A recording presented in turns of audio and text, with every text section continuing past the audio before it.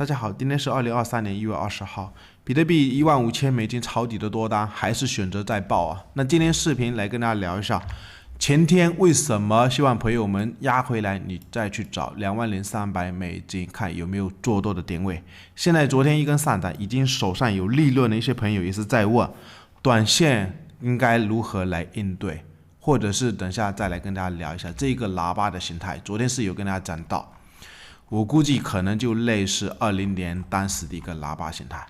这个位置它可能还是区间震荡，不一定是吹喇叭，像一些空方朋友担心的一样，会下去吗？我估计可能会类似这种横盘震荡。那至于横盘的原因，现在是有发现一点前面不是在4号到6号的这个区间有跟朋友们讲，那两只大金鱼是买了超过2万美的比特币，而且我现在就有发现。当时的这一个位置其实就是华人的24节气的时间窗口，小寒的位置那我估计有可能这两只大金鱼就是华人的一个主力，他们在这个位置买的话，现在拉到这个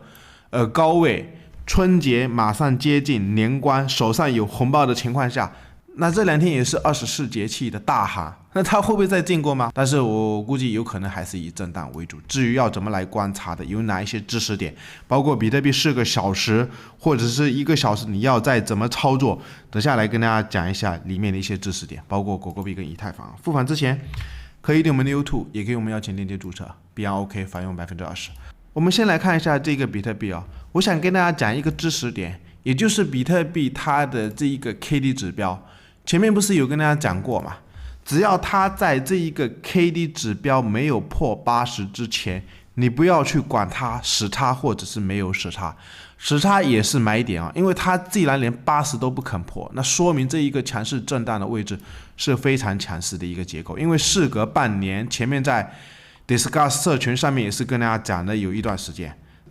它是半年多以来从来都没有来到这一个80上方。那这一次来到80上方，你不要去管它时差，有时差有可能也类似我今天早上在 Discuss 社群上面给大家通知的几点。我们去观察一下20年10月份当时比特币涨上来的一波行情，它这个位置也是进入80上方，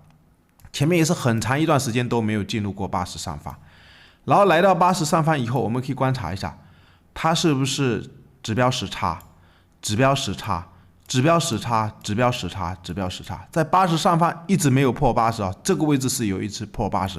但是价格也是在震荡，震荡完有可能都会再涨，震荡完以后可能都会再涨，甚至来到这个位置最终跌下去破80时差，还是一个买点，还可以再上。所以目前主要的一点就是这个指标并没有破80。就算它有破80，我的观点也是一样。如果是担心的朋友，这个位置会不会震荡，然后挖一个坑能不能上去？你到时候破这个80的时候，如果是真的在低档的时候没有听我的建议不敢买，或者是这个位置又是金鱼，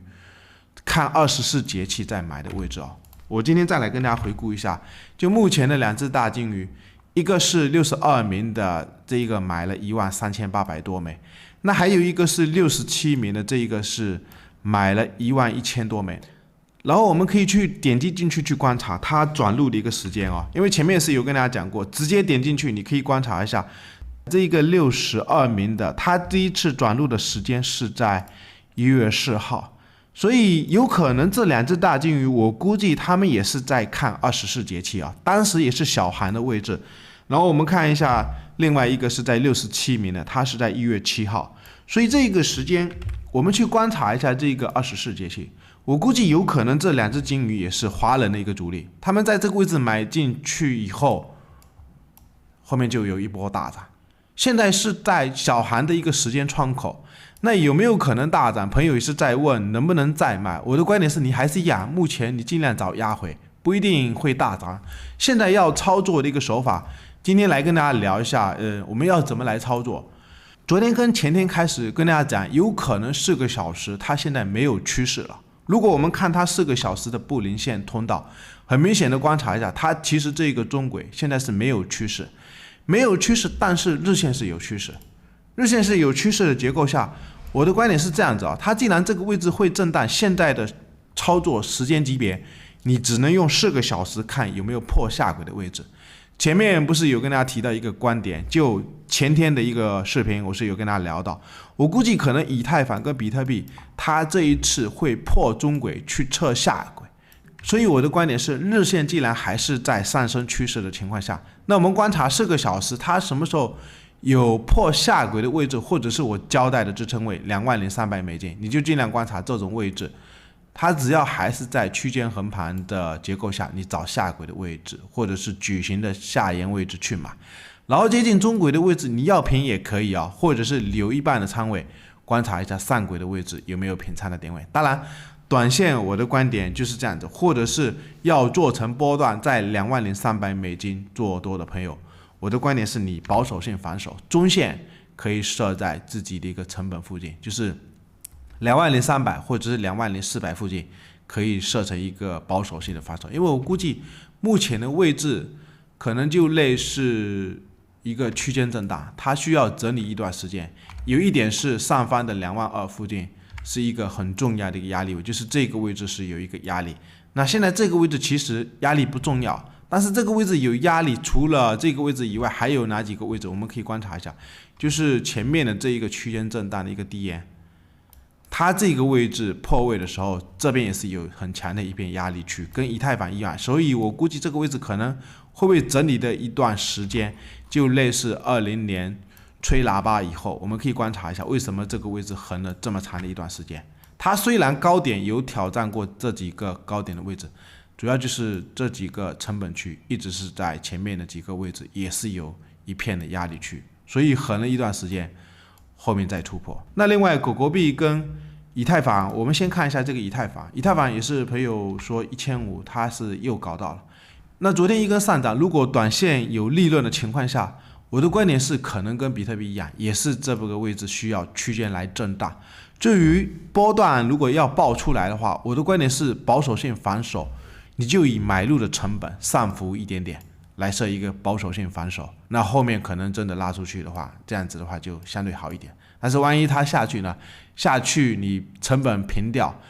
万一它再下去，我们到时候再找挖坑的位置看还有没有买点。反正目前的一个观点就是，它可能是在震荡啊，主要也是没量。那另外我们看一下狗狗币，狗狗币昨天在举行的低档，我个人是又买了一点啊，因为感觉有些币种确实是压的相对比较深，你要有耐心一点。虽然是在缩量，但是我看到一个现象是这样子啊，我们可以看一下。狗狗币如果长线的一些均线，我们可以把这些均线全部关掉，我们可以明显的观察一下这一个250MA 的成本，目前也是来到这个区间啊，所以也不排除1年多的成本都已经来到这个低档了。在这个位置，只要它时间整理到位，就类似我前面跟大家讲的一个观点，狗狗币的周线，它其实早在这一根拉升的时候，